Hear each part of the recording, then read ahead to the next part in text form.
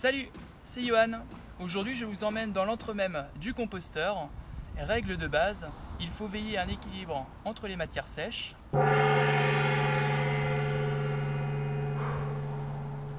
et plus humides.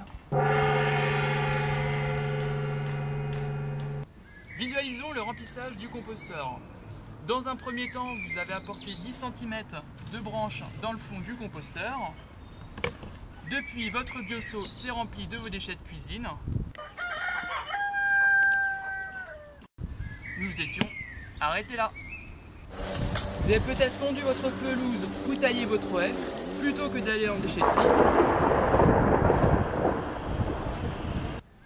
Recyclez vos déchets biodégradables chez vous. Allez, c'est parti. Je vide dans un premier temps mon bioseau.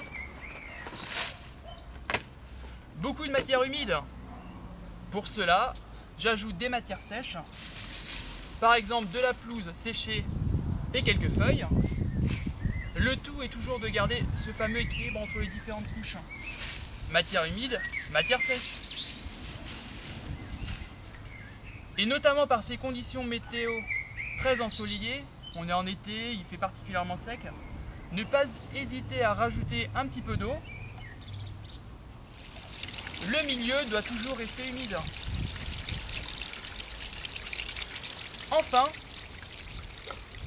pour éviter que le milieu ne se dessèche, n'hésitez pas à recouvrir le tout d'une toile de jute, d'un vieux tissu ou d'un peu de carton.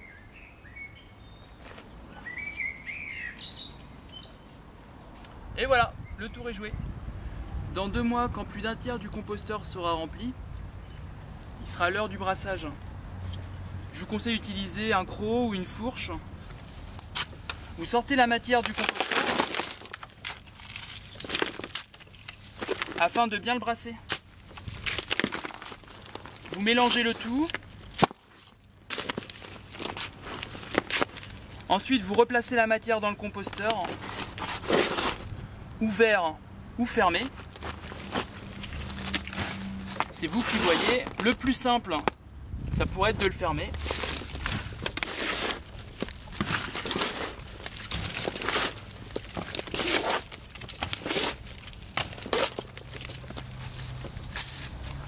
On referme le tout et on n'hésite pas à arroser un peu, toujours pour garder le milieu humide. À renouveler tous les mois ou tous les 2 mois. Moi je l'ai fait, je suis costaud. Après tous ces efforts et un brassage régulier, vous obtiendrez du bon compost. Attendez tout de même une bonne année. Rendez-vous dans une prochaine vidéo pour apprendre à bien utiliser son compost et apprivoiser ses habitants. A très bientôt!